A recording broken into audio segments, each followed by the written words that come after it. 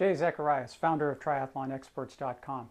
Tip number 3 is about trying new equipment too close to the race. And I'll give you an example of what I mean. A few years ago, actually a number of years ago now, I was heading off to Ironman New Zealand and I'd already had my bike packed up. So what I thought I'd do is join my wife, and we went over to the health club, and I thought I'd jump into a spin class.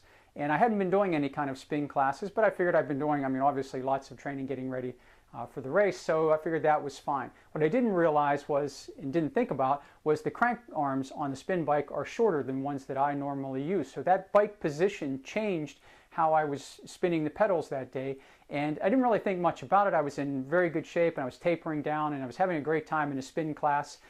So what happened to me really didn't happen until later. I did the spin class, went out for a little transition run, and sometime later in the evening noticed some pain in my left hip flexor.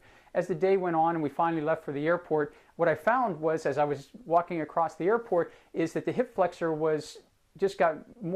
the pain got more intense, and I ended up dragging my left leg behind me as I'm walking across the airport. Not the image you want of someone heading off to a big race.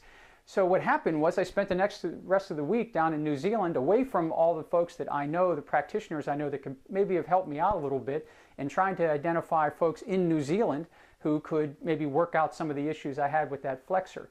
But the point here is that you don't want to try this equipment out. That was the really silly thing that I did, and it turned out to be a lot of stress on me during the course of the week trying to get over this particular issue. But even more important is it probably cost me a trip to Kona that year. I missed qualifying by a couple of minutes, I think 3 minutes or less. So there was no doubt that that took away from my performance on that day.